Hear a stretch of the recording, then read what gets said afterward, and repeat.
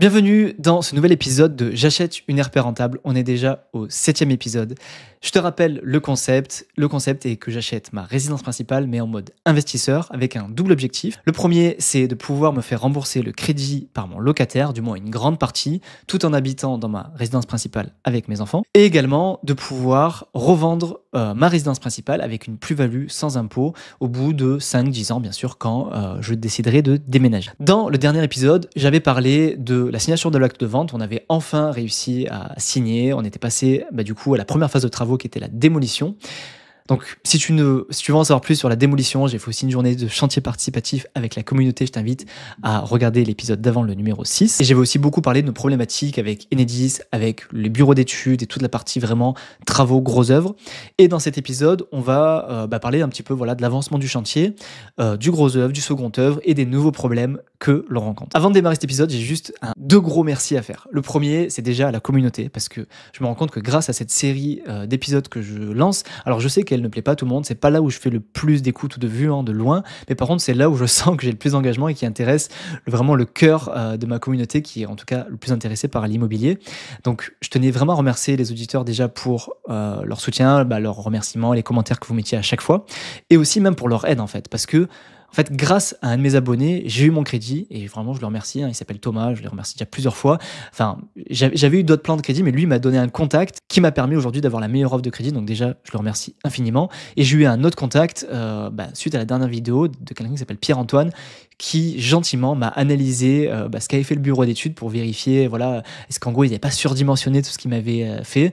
Et c'est cool parce que grâce à cette série et grâce à la communauté, en fait, je sens que j'ai du soutien et de l'aide et ça fait vraiment plaisir. Et le deuxième merci que je vais faire, c'est au sponsor du podcast qui est Libox, avec le jingle que je te mets tout de suite. Cette série d'épisodes qui documente mon parcours pour acheter une RP rentable a été rendue possible grâce à mon partenaire Libox. C'est d'ailleurs avec cet outil que j'ai trouvé ma bonne affaire. Libox, c'est une application tout en un pour les investisseurs immobiliers rentables qui va te permettre, grâce à un moteur de recherche ultra poussé, de trouver des annonces les plus rentables du web qui regroupe tous les sites internet et toutes les annonces et pas uniquement Le Bon Coin ou Se Loger. Et surtout, tu auras accès à des filtres spécifiques pour les investisseurs pour trouver les biens les plus rentables et qui correspondent à ta stratégie. Tu pourras trouver automatiquement les meilleures villes où investir autour de chez toi grâce à la data de Libox pour analyser chaque ville. Tu pourras valider et augmenter la rentabilité de tes investissements grâce au simulateur d'investissement locatif automatique sur chaque annonce et au simulateur d'optimisation fiscale certifié par des fiscalistes indépendants. Et en bonus, en un seul clic sur chaque annonce, tu peux générer un dossier bancaire personnalisé de chaque annonce pour présenter ça à la banque et faciliter tes démarches pour avoir ton prêt. Aujourd'hui, Libox, c'est plus de 50 000 investisseurs, plus de 700 millions d'euros d'investis. Et quand on sait que le rendement moyen en France est de 5,9% et que les investisseurs sur Libox ont un rendement en moyenne de 8,9%, on se dit que ça vaut vraiment le coup d'essayer. De toute façon, si tu veux essayer la plateforme et tous les outils, tu as 7 jours complètement gratuits pour te familiariser avec la recherche. Et grâce à notre partenariat, et si tu passes par mon lien en description, tu as 50% de remise sur le premier mois d'abonnement. Donc voilà, je pense que ça vaut vraiment le coup au moins d'essayer si tu es en recherche de biens rentables, parce que ça peut vraiment te faciliter la vie. Et c'est grâce à ça que moi j'ai trouvé ma super maison. Rendez-vous dans le lien en description si tu veux tester et je te propose qu'on retourne tout de suite à l'épisode. Donc dans ce 7e épisode, je vais te parler de 3 gros sujets. Le premier, je vais te parler de tous les sujets liés à la division qu'on est en train de faire. Je vais te parler de l'avancement du gros œuvre et des difficultés qu'on a, et aussi des autres sujets comme le second œuvre et en gros les autres problématiques. Parce que oui, il n'y a que des problèmes dans un chantier, il n'y a que des problèmes. Il y a aussi des solutions, heureusement, mais je pense que l'important pour toi, c'est que je te partage un maximum de problématiques que j'ai pour que tu puisses apprendre, pas que tu fasses les mêmes que moi. Et je vais même aussi faire, je pense, une coupure dans cette vidéo pour te faire vraiment une vidéo où je vais te montrer le chantier en direct. Donc là, je vais te présenter rapidement les problématiques, on va dire, théoriques. Et ensuite, je vais t'emmener avec moi sur le chantier. Alors, en ce qui concerne la division, donc vu qu'il y a une partie qui va être pour nous et une partie pour le locataire et qu'on aimerait idéalement dans un second temps la diviser pour la revendre à part, il faut diviser le compteur d'eau et le compteur d'électricité. Alors pour le compteur d'eau, c'était un peu délicat, il y avait un vrai sujet parce que nous on avait un forage en fait sur la parcelle, un forage qui n'a pas été utilisé depuis des dizaines d'années, et il y avait une arrivée d'eau qui était sur l'ensemble de l'immobilier, donc sur les 2 habitations. Et on s'est dit on peut garder le compteur d'eau existant et pour une des maisons et du coup alimenter une entière avec le forage. On a fait plein de devis, on a fait venir plein de personnes et il s'est avéré que le forage, il est quand même en très mauvais état et le remettre en route, en gros, nous aurait coûté plus cher que faire venir le compteur d'eau. Enfin, que faire venir une nouvelle arrivée d'eau avec un compteur. Et en plus de ça, on n'est jamais sûr qu'il y ait de l'eau, en période de sécheresse, bref, il y avait toujours cette incertitude. Bon, il se trouve qu'après, en discutant avec l'ancien propriétaire, il nous a dit qu'il n'avait eu aucun problème et tout, mais il y avait quand même des coûts quand même de mise en service qui étaient tellement importants que c'était pareil que d'avoir l'eau de ville. Donc on a choisi la sécurité et l'eau de ville. Par contre, il y a quand même eu des coûts liés à ça et des sujets liés à ça. Le premier, c'est que du coup, il faut faire intervenir du coup une collectivité, le département, pour nous faire le devis. Grosso modo, ça nous a coûté 1 000 € pour la mise en place du compteur, mais il fallait aussi faire la viabilisation, donc amener le tuyau du compteur jusqu'à chez nous. Et nous, on habite dans une colline et le compteur était au bord de la route en bas. Il y a à peu près une 50aine de mètres et vraiment en colline. Et en plus, on devait passer chez le voisin. Donc c'était un gros sujet parce que du coup, le voisin en a profité pour demander de dévoyer l'autre réseau d'eau qui passait par chez lui. Non, ça passe toujours par chez lui, mais en gros, on a raccourci l'arrivée d'eau et ça a enlevé un petit peu de servitude de tréfonds pour chez lui. Donc du coup, j'ai fait venir des gars qui m'ont fait cette tranchée-là.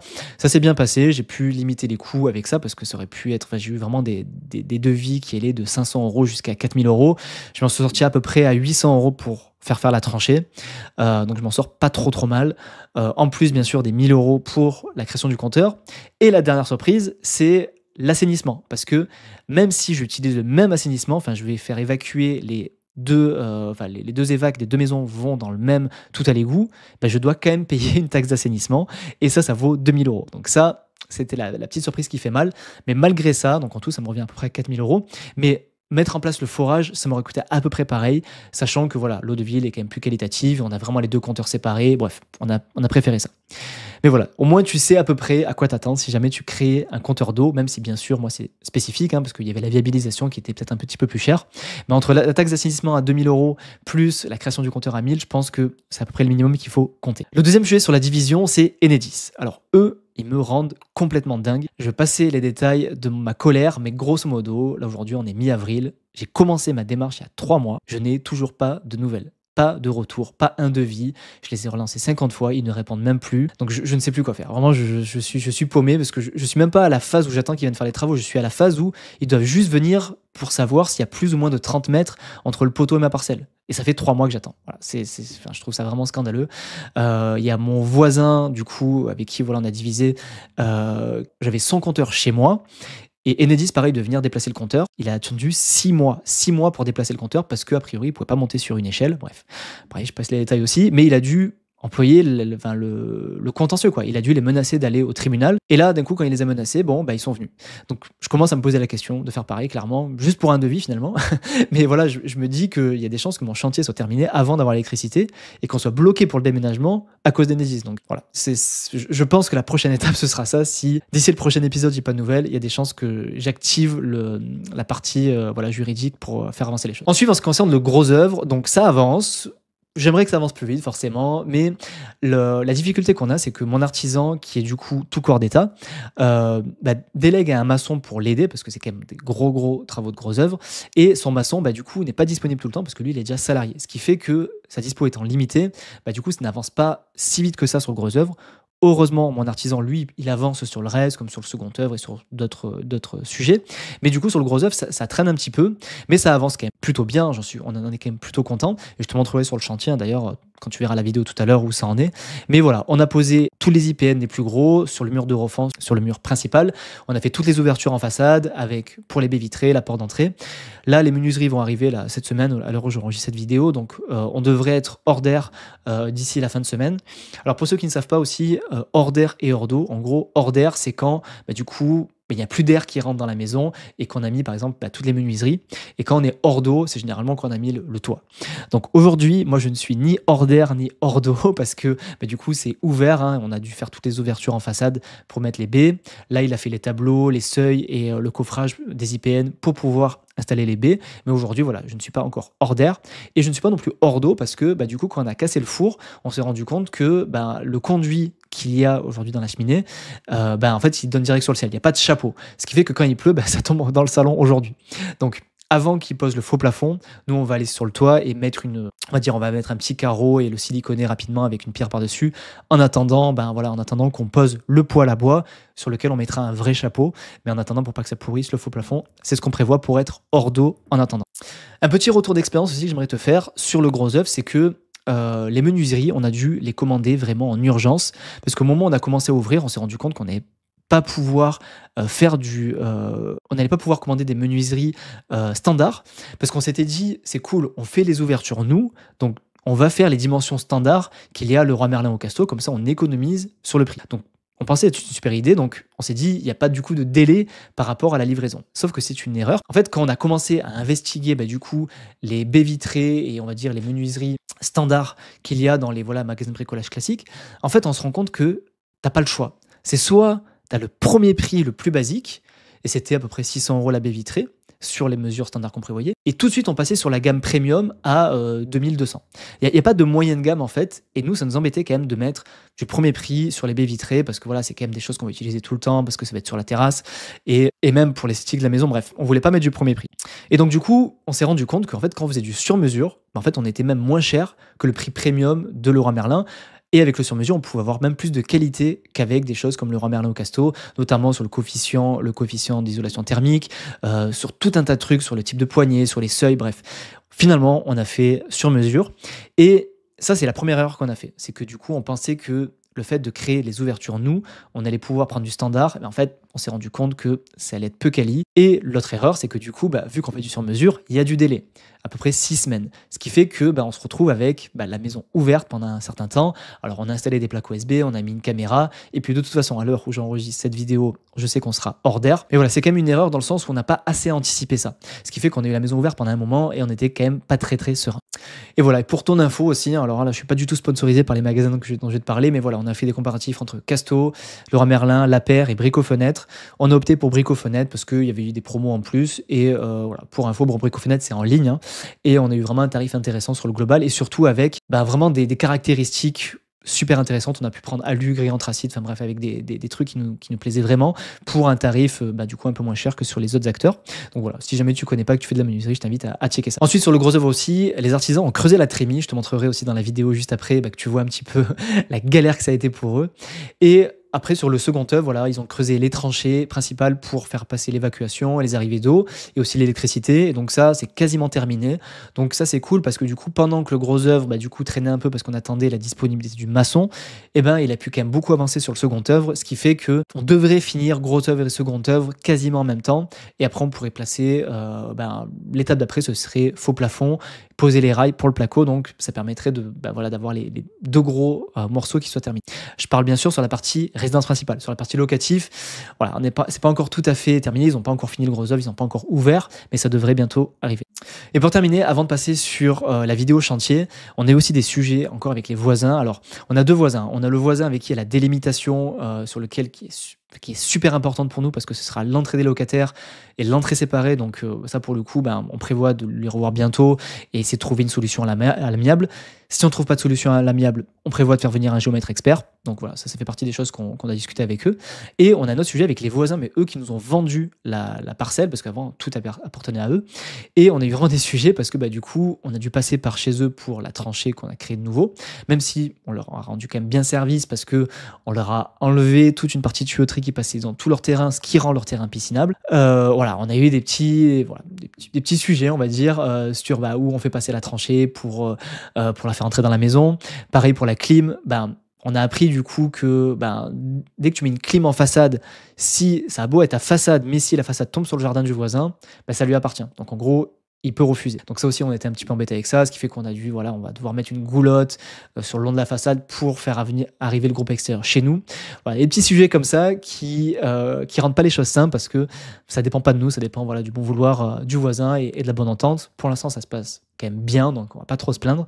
Mais voilà, ça fait partie quand même des sujets qui font pas trop plaisir et qui sont finalement la contrepartie d'être en mitoyen, qui est bien sûr quelque chose qu'on aurait aimé éviter, mais bon voilà, c'est comme ça. Cette affaire, on l'a trouvée comme ça, on verra comment ça se termine. Voilà, je te propose de passer tout de suite à la partie chantier, où je vais te montrer en direct où ça en est, que tu vois comment sont les travaux. Bon, du coup, voilà, on est sur le chantier, je vais te montrer en live comment c'est. Donc tu vois ici, il y a les ouvertures. Alors déjà ici, tu vois la montagne de gravats qu'on a, sachant que j'ai passé en 20 mètres cubes en gravats, on a encore tout ça à évacuer, qu'on a laissé là pour l'instant. On a un peu de tout, hein. On est comme une carrière, on a du sable, on a encore du sable, on a de la ferraille, on a du gravat, bref, on a un petit peu de tout.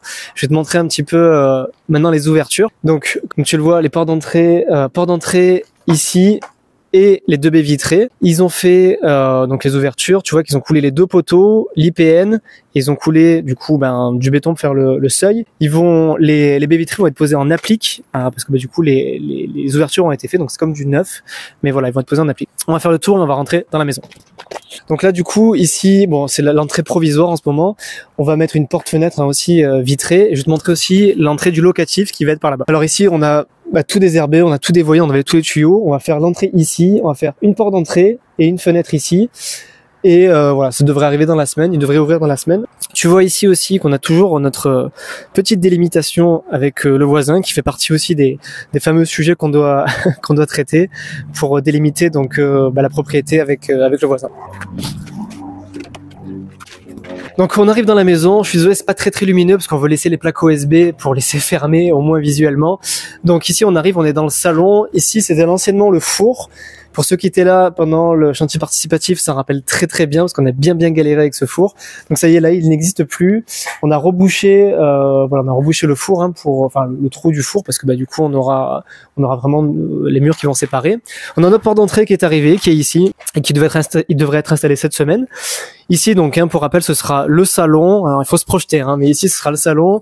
De ce côté-là, ce sera du coup la salle à manger. Et ici on va arriver sur la cuisine. Donc ici on aura la cuisine avec du coup le hall d'entrée là, et tu peux te rapprocher. Ici on aura notre buanderie et l'escalier. Ici du coup on a toute la partie réseau d'eau du premier étage qui est ici avec les évacs et les arrivées d'eau. Elles ont déjà été tirées, bétonnées dans la tranchée. On a même l'évac du toilette qui est ici et qui a été tiré et qui va après être raccordé. On aura la clarinette ici. Ici tu peux voir la trémie. Donc tu vois, je voulais te montrer aussi la coupe un petit peu de la dalle, à quel point elle était compliquée et à quel point c'était vraiment du solide. On a les ourdis, on a les poutrelles, on a la dalle béton armée, polystyrène, du sable, une chape et le carrelage. Alors s'ils ont fait ça, c'est parce qu'en fait il y a eu une extension par la suite et ils voulaient vraiment se mettre au même niveau. Donc c'est la raison pour laquelle ils ont complété avec du polystyrène et du sable. Mais vraiment les artisans ils ont galéré, 50 cm de dalle, ils ont mis vraiment un bon moment. Donc ici ils vont mettre ce qu'on appelle des chevêtres pour la structure, et on va mettre un escalier droit ici pour arriver à l'étage. Et ici on arrive du côté locatif. Là on arrive du côté locatif. Ici ce sera là où ce sera fermé, la toute petite entrée. On aura vraiment les deux maisons qui seront distinguées, et on aura l'entrée de la maison, ce que je t'ai montré tout à l'heure, qui sera ici. Ensuite, ici, on aura le salon, salle à manger pour les locataires, avec un escalier qui, lui, pour le coup, est déjà fait. Ici, on arrive à l'étage pour le locataire. Ici, ça va être séparé. C'est vraiment mon endroit, les deux maisons vont être séparées. Nous, on voit, il y a notre escalier qui va arriver là. Donc, on a mis l'escalier là aussi pour éviter, du coup, d'avoir des nuisances sonores, parce que, on aura de mitoyenneté directe. Alors oui, il y a un mur mitoyen, mais ce sera pas une pièce de vie, quoi. Donc, c'est aussi une bonne chose pour nous. Ici, il y aura la salle de bain. Tu vois la tranchée qui a été creusée aussi ici. Il y aura salle de bain et toilette pour le locataire. Il y aura une chambre ici. Et là, l'autre gros sujet qui est en ce moment, c'est, tu vois, ici, c'est plutôt en bon état. Ici, tu vois, on aura une chambre de sûr, mais comme tu peux venir voir, on a une véranda aussi qui fait jardin d'hiver, qui est quand même pas mal, et on a fait chiffrer le fait de faire changer cette véranda en chambre, faire du coup 3 chambres dans la partie locative, et ça nous coûtera à peu près 15 000 €. Donc, clairement, on est encore hors budget avec ça, mais on se pose la question de est-ce qu'on met encore ce petit billet en faisant les fonds de tiroir pour financer ça, sachant qu'à la revente on gagnerait quelque chose, pour la location on gagnerait pas grand chose, mais voilà, on se pose la question sur qu'est-ce qui est le plus intéressant entre 80 mètres carrés 2 chambres et véranda, ou 80 mètres carrés 3 chambres sans véranda, sachant que tu l'as vu, l'extérieur il est quand même petit, il y a un mini jardinet, mais il n'y a pas non plus un extérieur de dingue. Donc on se pose la question, j'ai envie de savoir, toi, dis-moi en commentaire, qu'est-ce que tu penses, est-ce que tu ferais pour 80 mètres carrés, est-ce que tu ferais 2 chambres plus véranda ou 3 chambres, sachant qu'on vise les familles, donc à 2 chambres on viserait un enfant et 3 chambres forcément on viserait 2 enfants. Donc ici on revient sur notre partie à nous, donc tu vois qu'il y a l'escalier ici, un beau petit trou, et ici on a du coup, notre future chambre, on a commencé à le dessiner avec des rails. Ce que tu vois ici, alors ici, ce sera une des chambres, et ici, ce sera notre suite parentale. Donc dedans, il y aura notre chambre, un dressing et une salle de bain. Ensuite, on arrive, on est dans le couloir. Ici, ce sera l'entrée de notre chambre. On a dû péter aussi encore un mur porteur parce que, pour éviter de faire trop de couloirs, en gros, on a créé cette ouverture. Ici, on aura, on dirait pas, mais ce sera mon studio de podcast et mon bureau ici. Et ici, on aura une autre chambre. Ce sera la chambre des enfants. Donc, on aura créé une ouverture ici pour avoir une fenêtre. Et là-bas, on aura la salle de bain. Voilà pour cette petite visite guidée du chantier. Je te propose de se retrouver dans la vidéo. Bon voilà, tu as vu la visite du chantier, donc je suis un peu désolé pour les gens qui me suivent via le podcast. C'est une série qui est assez visuelle, hein, donc voilà, raison pour laquelle je t'invite à la suivre sur YouTube. Bon, après, en audio, je donne aussi quand même la majeure partie des infos théoriques, mais si tu veux voir vraiment le chantier, voilà, je t'invite à regarder cette vidéo sur YouTube où je présente vraiment, voilà, où tu peux voir concrètement comment est fait la maison. En tout cas, merci beaucoup d'avoir suivi cet épisode jusqu'au bout. J'espère que ça t'a plu. N'hésite pas à me dire en commentaire un petit peu ce que tu penses de cette série et si tu as des questions, des choses que j'aimerais développer dans le prochain épisode. Le 8e épisode, il sera consacré à la suite des travaux. J'espère que j'aurai des nouvelles d'Enedis d'ici là. Je serai hors d'air à ce moment-là et voilà, je partagerai certainement les travaux liés à la suite, donc seconde œuvre, et on parlera certainement de tout ce qui est placo, agencement des pièces, et peut-être même on commencera à parler, j'espère, à parler de finition, de déco, voilà, salle de bain, carrelage et compagnie. Voilà, merci à toi de m'avoir écouté. Je te souhaite une bonne journée, une bonne soirée où que tu sois, et puis je te dis à la prochaine pour un nouvel épisode.